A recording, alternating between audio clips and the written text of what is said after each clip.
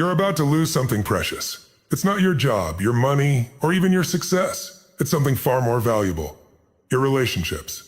You know why most relationships fall apart? It's not because of lies or betrayal.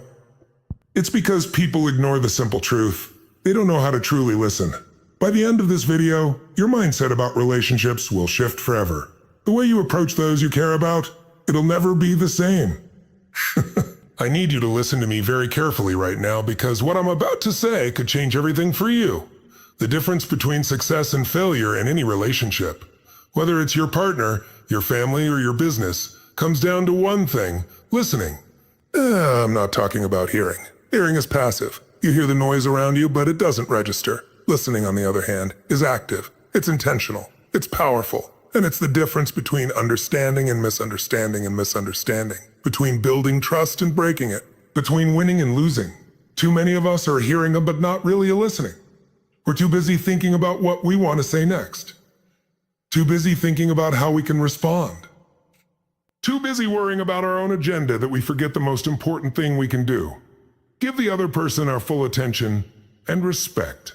Think about the times when someone just really listened to you, when they were fully present, when you could tell they genuinely cared about what you were saying. You felt understood, you felt heard, and that built a connection that could never have been forged with surface-level conversations. This is not just a nice to have, it's essential. You see, listening goes beyond just the words people speak. It's about hearing the emotions, the underlying messages, and the unspoken truths behind those words. This is where the real connection happens. And the best part? Listening isn't about being perfect. It's about being present. When you truly listen, you stop interrupting, you stop judging, and you stop assuming. Instead, you open up to the person in front of you and absorb their words. You let them know that what they say matters. Now think about someone like Oprah Winfrey. She didn't become the media mogul and philanthropist we know today by giving surface-level attention. She became one of the most influential women in the world by listening. She mastered the art of asking the right questions and giving her guests a space to express themselves fully. She listened, and in doing so, she built trust and connection with some of the most influential figures on the planet. But it wasn't just about getting the answers. It was about connecting on a deeper level. When people feel heard, they feel valued. And when people feel valued, they open up to you. That's where relationships are built.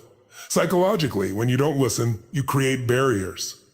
You communicate that you're not interested in the other person's thoughts, feelings, or ideas. That creates a sense of disconnection.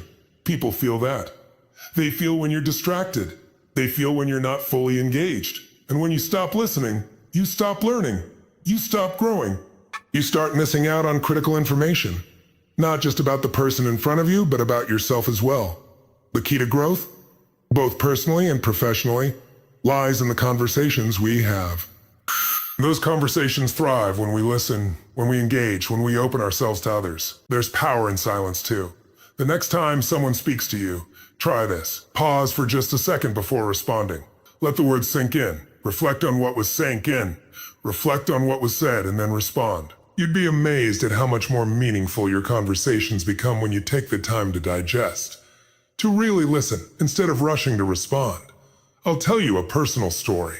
Early in my journey, I used to be so focused on what I had to say, on what I needed to do next, that I forgot to listen. I was moving so fast, so driven by my own agenda, that I lost track of what mattered most, the people around me. But one day, I realized that the greatest power I had in my relationships, my business, and my life was my ability to listen. I made a choice. I decided to show up with intention, with attention. And from that moment on, everything changed. My relationships deepened. My business connections strengthened. I started winning, not by talking more, but by listening better. So here's the question. What are you missing by not listening? How many opportunities, how many connections, how many key insights are you letting slip by because you're not giving people the full attention they deserve? Stop hearing. Start listening. Because when you listen, you show respect. You build trust. You build the connections that lead to success. And trust me, that's the key to everything. Let me tell you something real. You can't change the world if you don't understand the people in it. You can't lead effectively if you don't know where someone else is coming from. You can't connect, you can't build relationships, and you certainly can't inspire others to move with you if you don't have empathy. And I'm not just talking about feeling sorry for someone. I'm talking about really walking in their shoes, understanding their pain, their struggle, and their story. Empathy is the key to unlocking everything you want in life, not just professionally, but personally too. You know, many times we see someone going through a rough patch, and we respond with judgment. We say things like, "Oh, why don't they just get over it? Or if I were them, I'd do this differently." But here's the truth. You don't know their journey. You don't know what they've been through. You don't know the weight they've been carrying. And until you understand that, you're never going to be able to help them or connect with them or connect with them. The power of empathy is realizing that every person has their own fight, and that fight is just as real as your own. Think about someone like Martin Luther King Jr. He didn't just speak about change. He didn't just demand equality. He understood the struggles of those around him. He understood the deep pain that came with segregation, discrimination, and oppression. And that empathy, that deep understanding of the human condition, is what made his words and actions so powerful. It's why people followed him. It's why people listened. He wasn't just leading them to a goal. He was leading them out of a collective struggle. And he did it by first walking in their shoes. Psychologically, empathy is a game changer.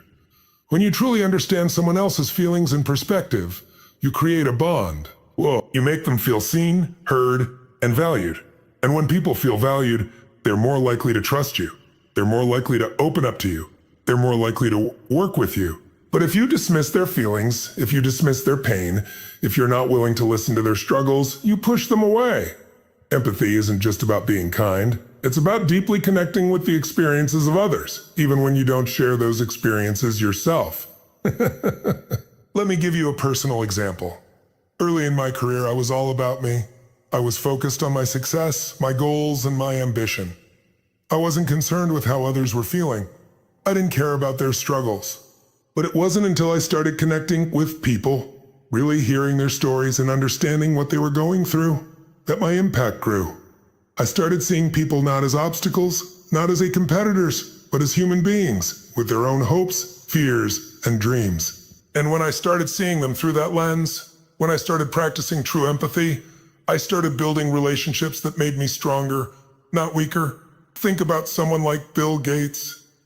He didn't just become the richest man in the world because of his intellect or innovation alone.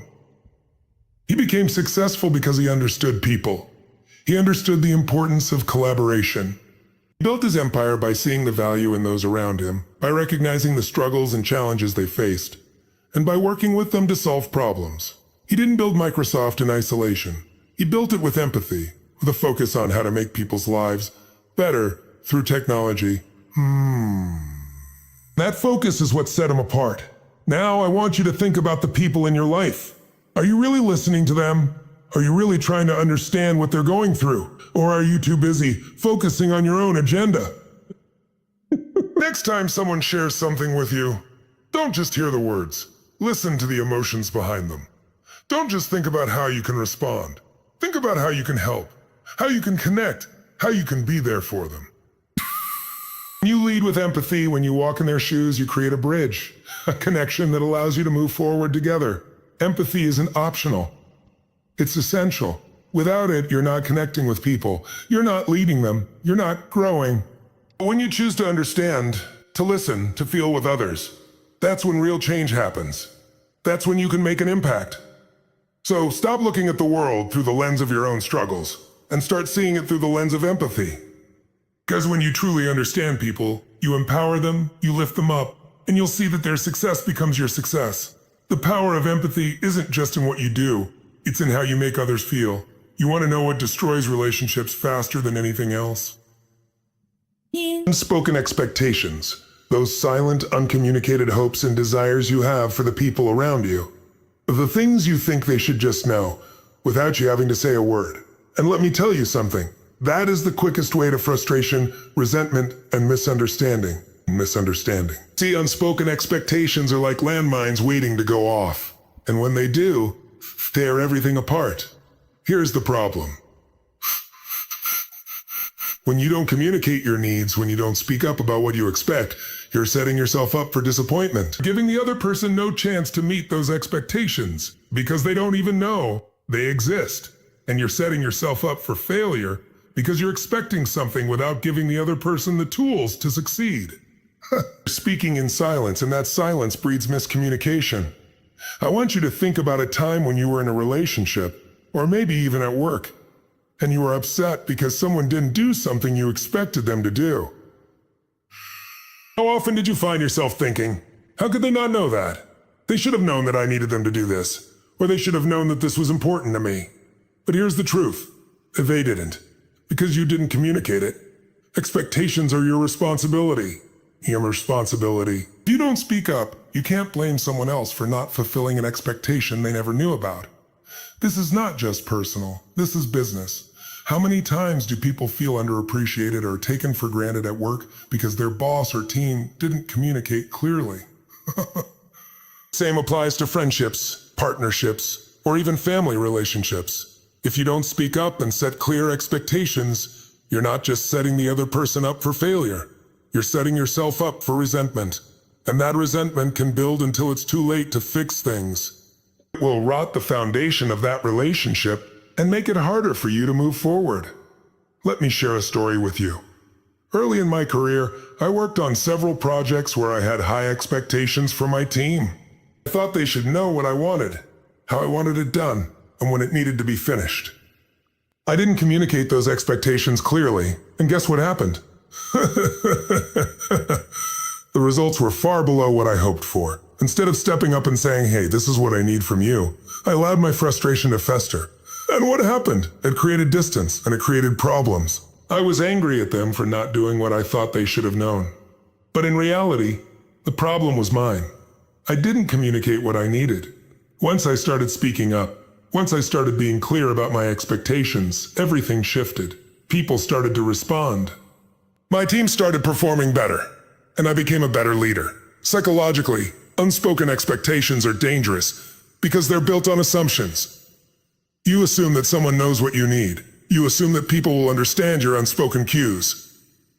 And when they don't, it creates a disconnect. Your emotional energy gets drained by frustration, and the other person feels blindsided, confused, or inadequate. You end up with a situation where neither party is getting what they want, and both people feel resentful. The solution is simple, but not always easy. Speak up, communicate your needs, share your expectations. Stop letting people guess what you need from them. That's how you build stronger relationships. By being clear, by being open, by making sure that everyone is on the same page.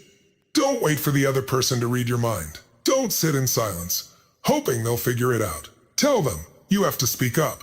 So ask yourself, what expectations have I been keeping to myself? What have I been assuming people know, but haven't communicated?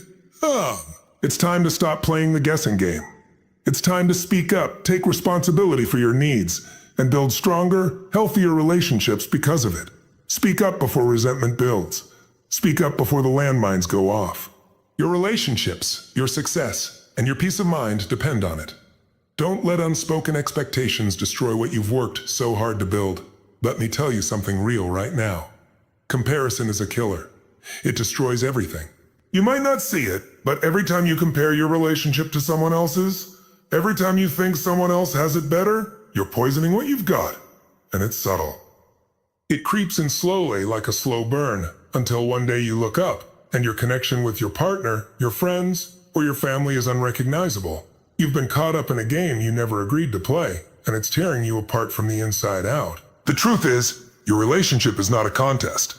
It's not a competition with someone else's. It's not about who does more, who loves harder, or who has the most picture-perfect life. Yet, too many people fall into this trap, especially in the age of social media. You see someone's highlight reel and think, why doesn't my partner do that for me? Or, why can't my relationship look like that? Well, let me remind you of something. Social media isn't real life. It's a carefully curated version of someone else's story. And if you let that dictate how you measure your worth, your relationship, or your success, you're setting yourself up for heartbreak and disappointment. Take a look at someone like Will and Jada Smith. For years, their relationship was scrutinized by the public, analyzed by the media. But what you don't see are the hard moments they faced, the sacrifices they made, and the private battles they fought. The truth is, no one knows what goes on behind closed doors.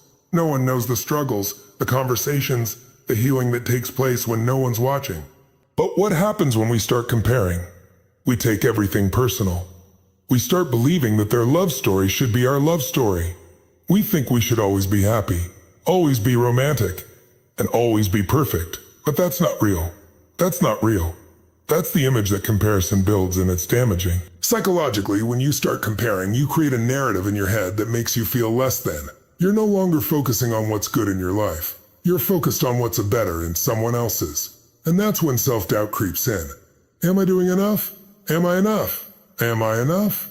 Am I enough? You start questioning your worth, and ultimately you stop appreciating the uniqueness of your own connection. The love you share with your partner, your family, or your friends is your story, not theirs. When you measure your worth based on someone else's journey, you rob yourself of the joy and fulfillment that comes from your own experiences. The toxic mindset of comparison also leads to competition. Now, your partner isn't someone you're growing with. They become someone you're competing against. Instead of celebrating each other's strengths, you start keeping score. He bought me flowers. Now I have to do something bigger. She's doing more at work. Why can't I be doing that much? That's when you stop building together. You stop growing. You start trying to outdo each other. And when you do that, you lose sight of why you're together in the first place. It's not about who's winning or losing. It's about what you're building together. Let me share a personal experience. Early in my career, I was constantly comparing myself to others. I'd see other actors getting roles I wanted, I'd see them winning awards, and I'd think, why not me? And that comparison ate me alive. It wasn't until I realized that my journey wasn't their journey, that my path wasn't their path, that I was able to start focusing on my growth. I stopped measuring myself by other people's successes. I started focusing on my own progress, my own story, and that's when I started seeing real results. So, stop comparing. Stop measuring your love, your success, your life by someone else's standards. Your relationship isn't a contest, and neither is your life. What you have is unique, valuable, and worth cherishing. Your path, your connection, your journey is different from anyone else's. Don't let comparison poison what you've got. Focus on building the life and the love that's right for you. When you do, you'll realize there's nothing more beautiful than owning your own story. I need you to hear this, and I need you to hear it clearly. Words have power. They have the power to build you up, or they have the power to tear you down. And if you've ever been on the receiving end of disrespectful words, you know exactly what I'm talking about. Those words can wound. They can leave scars that last longer than you ever imagined. And once they're out there, once they've been spoken, there's no taking them back. We all know the saying. Sticks and stones may break my bones, but words will never hurt me. That's a lie, because words hurt. They hurt deep, and they can break your spirit in ways that no physical injury ever could. Think about someone like Kobe Bryant. The man faced criticism, doubt, and disrespect throughout his career. People called him selfish. They said he couldn't win without Shaq. They said he'd never be the greatest. And in the beginning, those words stung. They wounded him. But here's the thing. Kobe didn't let those words define him. He didn't let the disrespect he faced become his identity. Instead, he used it. He turned those wounds into fuel. But not everyone is like Kobe. Not everyone can take disrespect, brush it off, and keep pushing forward.